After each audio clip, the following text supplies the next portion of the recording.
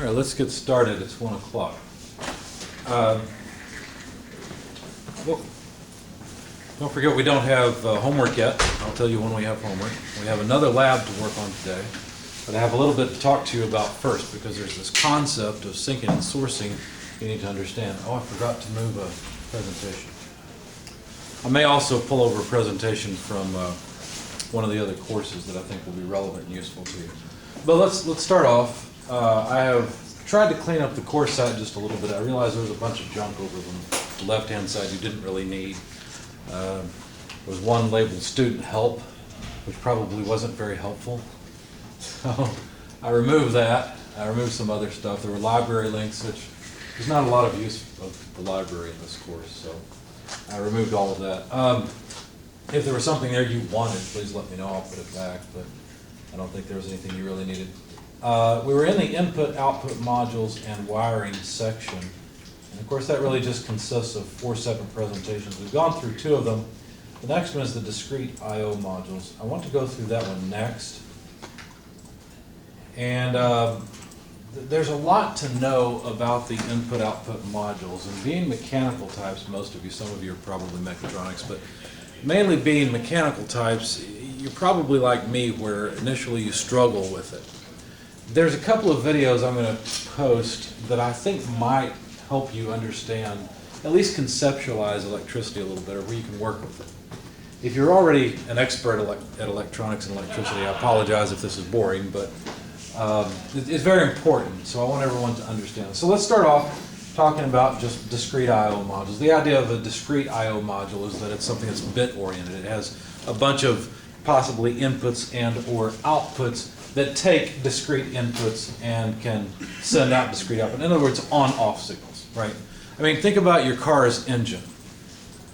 The car's engine is an on-off type thing, right? Either it's running or it's not.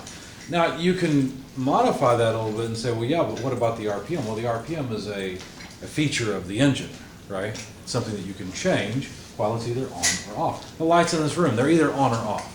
Now, okay, there are lights that can be dimmed, right? But generally, there are many types of things that are on-off things. We just played around with some relays, or one relay and some start-stop buttons, right? The start-stop buttons are on or off type things. The relay is an on or off type thing. Could you put the right amount of current and the right voltage and everything to the coil and make it float? You could, but why would you, right? It's designed to be something that's either on or off. So discrete I/O modules are PLC modules that are designed to deal with things that have an on-off nature. Now, here's the kicker.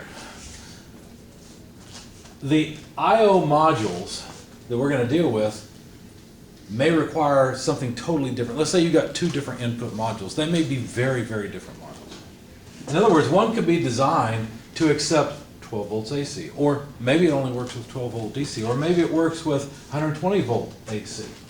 Similarly with output devices, they're designed to work with particular voltage types and levels. In other words, either AC or DC, okay, one of those 2. Some modules will work with both.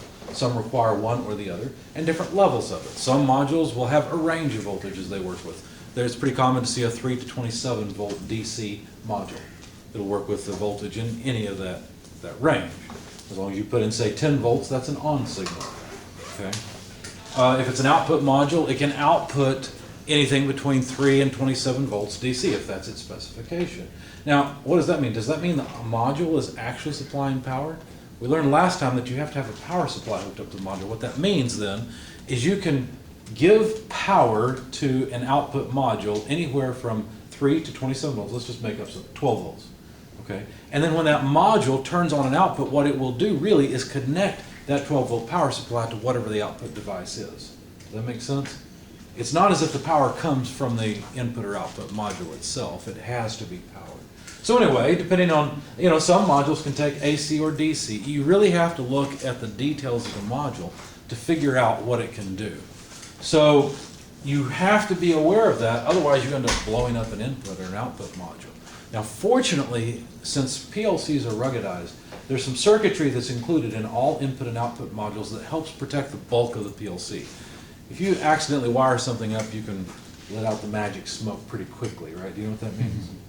If you have an electrical component, we all know that it works by magic smoke. We can do a scientific experiment to prove this, right? All you gotta do is let out the magic smoke and it stops working. This is simple.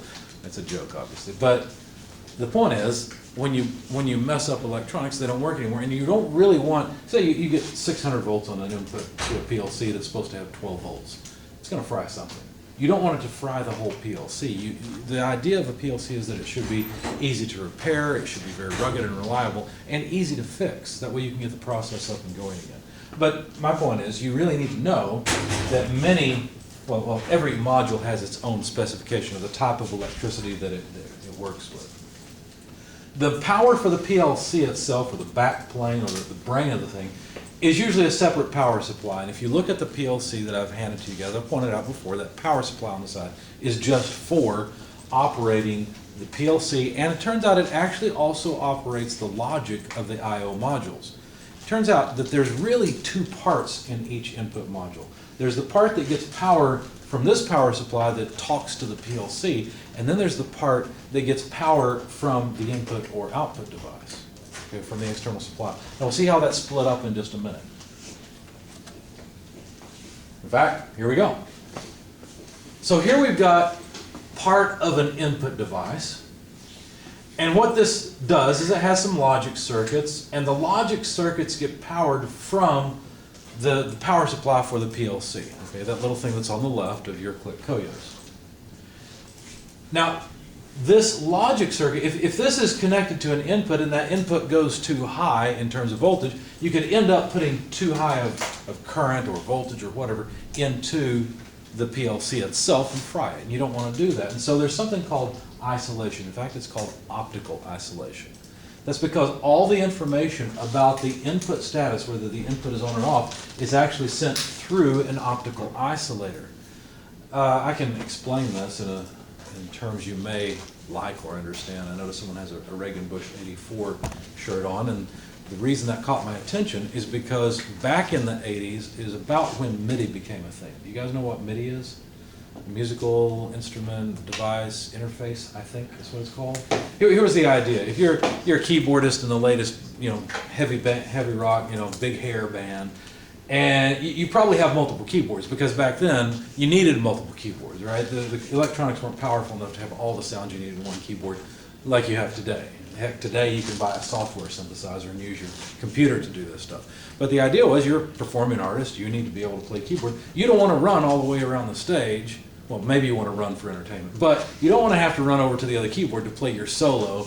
You might not be able to get there in time, right? So some of them would have their keyboards sideways or up or down or whatever. And then they started coming out with these boxes where you didn't have to have the keys. Basically, you just used keys from another keyboard to drive sounds within this other module. Because really, the functions of a keyboard are sensing what the artist is playing, but then also making the sounds that are supposed to go with those keys. Well, MIDI is something that solves the problem of how do you let keyboards and other musical instruments talk to each other. And that way I can hit keys over here and it's playing that synthesizer way over there on the other side of the stage. Okay? Now here's the problem. You guys may or may not know this. I have worked a little bit in pro audio. When you're gigging or you're going from place to place, it's pretty common that things kind of get confused in the electrical world. And what I mean is things get plugged in the wrong place and you can end up getting shocked. Okay, you're a musician, you're working hard, right? You're into the music, you're sweating, you're running around, and all of a sudden you get zapped because something's not connected, right? You really don't want that, right? So what part of the MIDI definition, in order to protect instrument players and also primarily to protect the instruments themselves, MIDI was a standard that was developed so that you could send note on, note off, and velocity information so that whatever keys were pressed, and then aftertouch also, could be sent electronically, but there was no electrical connection between the keyboards. How could you do that when you got wires running between them? Well, each keyboard has its own optical isolator, and the way it worked is that one keyboard would send the power to basically what's an LED inside of here, to flash that LED on and off very, very fast. In fact, so fast that you could communicate information in real time with practically no delay. There would be a sensor here. This was all inside a chip. You'd never see this light flashing, okay? But this was all inside a chip. And there would be a photosensitive transistor on one side. We'll see that in just a minute. And what would happen is it would sense the light, and you could transmit the information. You could transmit data. It was a serial communication protocol is what it really was. And you could transmit the information, and that way there was no electrical connection between the keyboards or between the different devices. And so the keyboards were protected. If one keyboard ended up being hooked up to, you're in Europe all of a sudden, you forget that you're now operating on 240 instead of 120, and you just plug it in somehow, and one of the keyboards blows up, no big deal. The other one that was connected to it didn't because of the optical isolation. Now, it was possible to damage the optical isolators themselves. If you put too high a voltage into that light-emitting diode, you'll fry the light-emitting diode. But at least you could still play that keyboard, right, and eventually replace the optical isolator. Well, that same idea is used here in PLCs. We don't want this signal, which is, say, 120 volts AC. We press this switch. Bad idea, by the way. Don't use 120 volt AC signals for push buttons that humans are going to touch, okay? When that switch gets wet, what happens is the user gets shocked, okay? But anyway, 120 volt AC, it comes into a rectifier that changes from AC to DC, and then diode, this is just, don't worry about this too much. The point is, a signal comes in here, turns on a light emitting diode with the right amount of power and voltage and all that, so that we can communicate that, hey, this input is on. And now the PLC can respond to that input without the chance of accidentally hooking up 600 volts here and frying the whole PLC, because it can't get through the optical isolation. It doesn't make the LED just come on real bright and generate too much electricity and fry the rest. It doesn't work that way. Worst case scenario, what happens is your input module is shot, not because the logic circuits no longer work, but because all your optical isolators are blown out, okay, if you apply too high a voltage to the input. But at least the PLC still works. Now all you got to do is pull out the module, put in another module, rewire it, correct the problem, and away we go. Okay, do you see the importance of the optical isolation and how it works? It's a pretty simple idea. As a matter of fact, I don't know how much you guys do with electronics and taking apart electronics. I try to fix electronics every now and then. I actually found a TV. It was about this size. It was a Vazio. Somebody had thrown it out for the trash. And I went past it once. I was like, I don't need another project. And then I went back and I picked it up. 55-inch TV. I was looking at the thing. I plugged it in and it came on. I was like, yes. And of course it shut off. And then it came on and it shut off. It was turning itself on and off and on and off. It was a big pain. And a lot of times what's wrong is the power supply is turning itself on and off because there's something wrong with it or something wrong with the circuit. In this case, it turned out that just one of the light-emitting diodes, which is how these things are backlit nowadays, one of those was out and the TV was sensing that not enough current was going to it. There was an imbalance, and so it was shutting itself off, thinking maybe something was wrong, trying to protect the rest of the circuitry. $15 later, with a new LED strip, I had a 55-inch TV, which was kind of fun, Anyway, why did I tell you all that? I don't remember. I lost my train of thought. I get all excited about what I know what it was. A lot of times what's wrong is that something's wrong with the power supply. So of course I had taken the power supply board out and looked at it. And today's power supplies are designed to be what's called switching power supplies. I don't know how to explain why that's important, but your computer sitting in front of you has a switching mode power supply. Your cell phone charger is a switching mode power supply. You guys are young enough, you may not even realize or remember the old wall warts, which were heavy things you'd plug into the wall to get 5 volts. I was like, why do I have this heavy thing? Well, there's a transformer inside of it. You might notice that if you have a separate charger today for your cell phone, it's actually a lot lighter. And if you look at the specifications, it can actually output 5 volts, but at much higher current than the old ones that I kind of grew up with. And that's because they've miniaturized components to the point where they can have switching mode power supplies in these really small chargers. Okay? So they're much more efficient, and that's why they're used. Anyway, one interesting thing about a switching mode power supply is that you need feedback from the circuitry. In other words, you need to output a voltage to it, but you can't guarantee the voltage is going to come out right, basically. It's a big simplification of the whole topic, okay? But basically you need to measure the output voltage and get it back. Well, the problem with that is if you measure the voltage and it's too high, you might fry the circuitry you're measuring the voltage with. Does that make sense? And so optical isolation in a different way is actually used in power supplies also in order to get feedback without the power supply failing just during normal operation. All right, here's a more detailed look at an input module. Now, unfortunately, this is flipped around. I'm using slides that could use a little bit of work. Before we had the optical isolator about here, but our input was on this side and the PLC was on this side. Now this is opposite. Okay, so the PLC is over here. So, no, I'm wrong. I'm wrong. This is like it was before. This is the input with the switch, and the PLC is over here. Okay. We've got that straight. It's just like it was before. So we've got our L1, L2, where say we have 120 volts, there's a fuse in line, and a push button the user is going to press. All this is outside of the PLC. Here's the terminal strip on the input module, and we've got our common connected down here, and our button or our input connected here. Okay, so whenever we press the push button, that closes the circuit. We've got 120 volts AC, let's say, across these 2 points. Now there's a filter and there's some resistors and things. Don't worry about this too much. That doesn't matter. What matters is you come to a bridge rectifier, and what this does, this 4 diode unit, it takes the alternating current that's coming in here and turns it into direct current coming out here. So you end up with a, technically this will be the negative, let's see, actually this is kind of odd. That should be the negative, it doesn't matter. The point is you have DC across here. The Zener diode makes sure you don't have too high a voltage, but this diode is the one that gets turned on. So basically this 120 volts is converted so that it will give out a proper DC voltage to drive this light emitting diode, and this is what's going on inside the optical isolator. The light will turn on and off as the push button turns on and off to then drive the base of a photosensitive transistor. You can think of a transistor as like an on-off switch. Have you guys studied transistors much? A little bit. Maybe talked about them a little bit in your electronics class. For the purposes of this class, think of a transistor, something that's either passing power or not, one or the other. And basically this transistor will connect these 2 wires together on either side if there's light shining on its base. Okay, that's the way you can think of it, as more of a switch. And then that allows us to go on into the digital logic circuitry, and basically the PLC now can detect that, hey, this input is on. It seems like a lot of extra stuff. I mean, why wouldn't you just wire the switch right into the digital logic?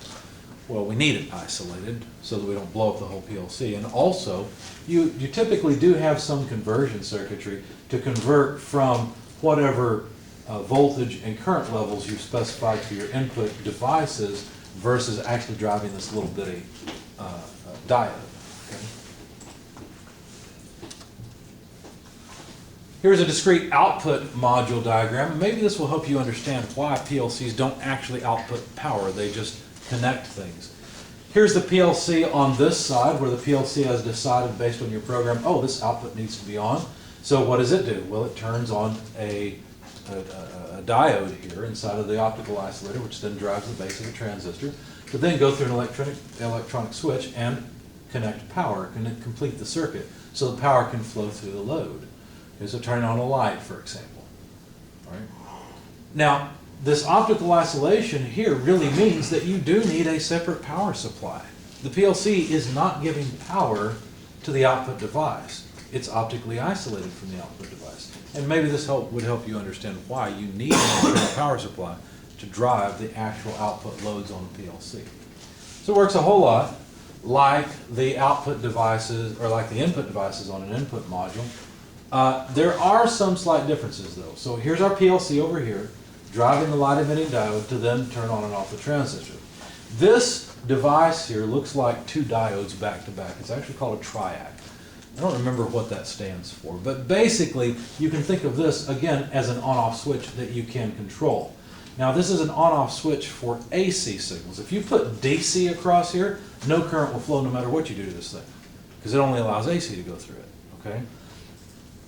I'm checking myself on that. I don't think you can flow DC through a triac. There may be somewhere you can. I can't remember. There's 2 types of devices like this. One's a triac and the other one's something else. One of them flows both AC and DC, but I can't remember which one. It doesn't matter. The point is, this is an on and off switch for a particular thing, and typically triacs are used with AC. Yeah, there we go. Triac AC semiconductor. So I'm pretty sure the triacs are the ones that pass AC. So basically, this allows a small little bitty teeny tiny transistor to turn on and off this bigger semiconductor switch that can then allow current to flow through the load. So our L1, L2 would have AC across them, and if you can think about it as this being an open switch until the light turns on, and then it's a closed switch and power can flow through the load. Okay? All right. Now, when you have an AC output on a module in a PLC, even though it can connect and flow AC current, you typically can't flow very much current. So you're still typically limited to fairly low currents like 1 or 2 amps, something like that. Now, how many of you guys are in machine elements with me? Anybody? Okay, a couple of you. We're working on a project in that, or we're going to work on the project in that class called Precious Plastic. And if you guys don't know what that is, it's worth looking up. It's basically these people in Europe, sort of like hackers, that have released their designs so that you can make your own. It's several different machines you can build for processing plastic. Kind of a neat thing, right? Wouldn't it be neat to take some trash that you've got that's plastic, grind it up, and make something new out of it? You know, there's plenty of plastic laying around. And so that's what they've done. It's open source hardware, essentially, is what it is. And we typically make some of this. Now, along the way, a lot of those different machines have to melt the plastic. And to melt the plastic, what they do is typically buy these band heaters. You can get them on Amazon, eBay. They're relatively cheap. And they're just these round things you clamp onto, say, a barrel. And when you put AC power into them, they heat up, and that way you can melt the plastic. The problem is these things draw 10, 20 amps. There's no PLC output card that's going to be able to supply or flow that much. It's kind of like saying, I want to flow fire hose volume of water through the little pipes in my house. Not going to happen, right? You're going to blow the pipes up. Well, that's what an output module is like. It's like a little bitty pipe that can flow some water, but sometimes you want to flow a whole fire hose worth. In that case, you need what's called an interposing relay. You need a relay where instead of the output actually connecting power to the motor itself, it instead connects power to a coil of a relay to then pull in a whole bunch of switches so the actual power can rush into the motor. So here we have three-phase power, L1, L2, L3, trying to get to the motor, but not until this coil pulls in these contacts can the power go in to the motor and drive the three-phase motor. So here's our interposing relay coil, and basically when the PLC turns on the output, this comes on, which turns on this switch so that the coil of the big contactor can turn on and pull in these switches. See, so this piece here then becomes the interposing relay. Okay. It turns out that triacs are not the only types of outputs that can be used. There are also transistor outputs. A transistor can be used as a switch, but a transistor is only useful for current flowing in one way. This arrow here kind of looks like a diode, doesn't it? It indicates that current can only flow in that direction. AC would want to flow both ways, right? Well, we can't with a transistor. So transistors are only good for switching DC power supplies through a load. In other words, driving loads that need a DC source. You can't use an output module on a PLC that's got transistor outputs with an AC type device. You can't, for example, turn on a light bulb that requires AC. You couldn't do that with a transistor. It wouldn't work. Okay? Because the load has to be something that requires DC, since that's the only thing the transistor can pass or can switch. If you have an AC source that needs to be connected to an AC load, then the correct choice is a triac type output. A triac is a semiconductor similar to a transistor. As a matter of fact, I think it was this device. I'm still in the back of my mind trying to remember the name of that other device. There's a device that's like a triac you can actually make out of two transistors. You can make a circuit of it. And I've done it, and it's neat, and it stays on its own after you turn it on, but I can't remember what it is, so that's what's bothering me. What you guys need to know is that this is the kind of device you need. You need triac outputs if you need to drive an AC load with a PLC instead of transistor outputs. Okay? Now, a relay coil, it turns out you can actually have what's called contact outputs or relay outputs on a PLC module, and that's just a dumb switch. Okay? That's all it is. It's either contact or not contact. Instead of it being like a switch, it's literally a switch. And the PLC can pull these contacts in, and you can pass AC or DC. Now, there's advantages and disadvantages to all these. For example, these two switch very, very fast. These are semiconductor things. And so they turn on, very rapidly. So the disadvantage of this type of device is that it can only switch DC. The disadvantage of a triac, it actually can only switch AC. You can't switch DC with a triac. Okay? A relay coil, or a contact, a switch that's basically like touching two wires together, can switch AC or DC. It doesn't care what flows through the wire. It's just a contact of the wire. The disadvantage of this type is that it's a mechanical thing. And so it takes time. Once the PLC has sent out the signal to say close the relay, it takes some time for those switches to mechanically close over. Does that make sense? You guys saw the relays I passed around before, and you saw the switches inside. It's not a very long throw. But when you're talking about microseconds or milliseconds, the amount of time required for the switch to move is significant.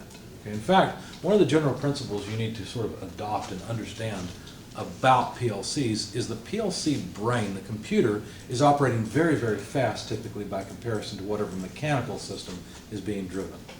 And so it's always important to realize the PLC is kind of like an ADD person, right? Just waiting for things to happen and can't wait and is just frustrated because it's taking forever for everything to happen. Okay, that's what the PLC is like.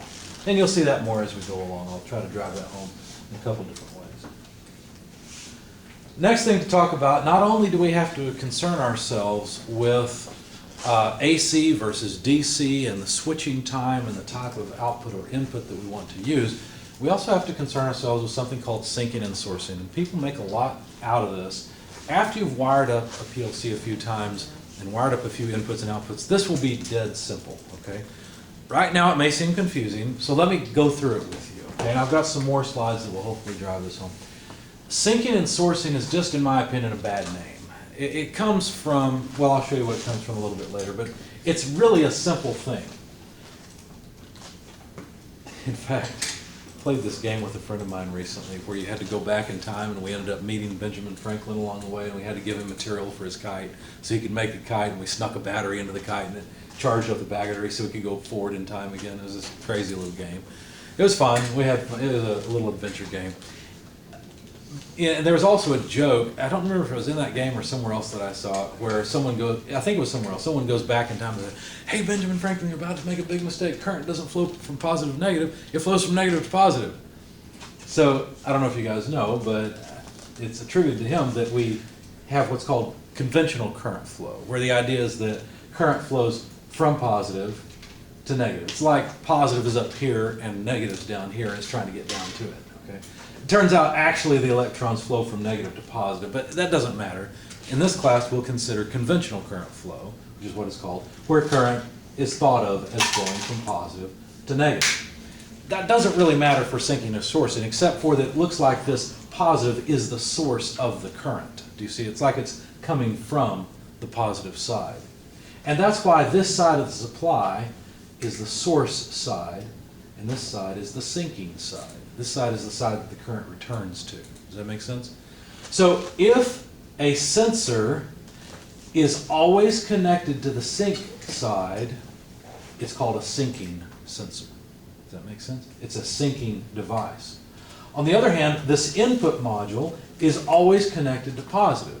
So it is called a sourcing device. It's sourcing the current. It's providing connection for the circuit to the source of the current. Does that make sense? That's all it really means. Now this starts to get a little bit confusing when you have a module that requires connection to both positive and negative, okay, in order to simply power the module itself. The key in that case is to always look at the sensor, if it's an input device, and figure out if that sensor is constantly either hooked to the positive, the source, or the sync, or the positive side, the source. And depending on which one it's hooked to, then you can tell whether the sensor is syncing or sourcing, and the module therefore is syncing or sourcing. What really matters is this module is providing a positive terminal right here. You see how that works? Because it's providing connection here to complete the circuit. So it is sourcing, and the device is syncing. You can use this terminology with output modules as well, because output modules also require a power supply. And so you notice that this is a sourcing module because it's connected to the source, and this is a syncing device, a syncing output. Now to further confuse you, to further provide more flexibility, some input and some output modules can be wired syncing or sourcing. They don't care. They work either way. Okay? So it's important to not just know what voltage and type is needed, but also whether the module is to be wired syncing or sourcing, and the device as well. Now you can flip it on its head. Some modules could be syncing modules. In other words, they're constantly connected to the sync. And the device then is a sourcing device because it's constantly connected to the source of current. Similar with output modules. You could have syncing output modules that are constantly connected to the sync and sourcing field devices. So it can go either way. Questions or comments on that? Does that make sense? Okay. Well, let me open up one more set of slides. What do I do with it? There it is.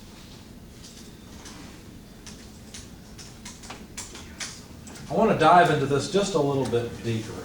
I want to show you, because there's another terminology. I don't know why we make up multiple names for the same thing, but honestly, your parents did it too, right? You have a middle name, right? And my grandfather, I guess, was kind of glad on my mother's side. He was very glad that he had a middle name. He didn't like his first name, so he always went by his middle name. And I know some of you guys do as well.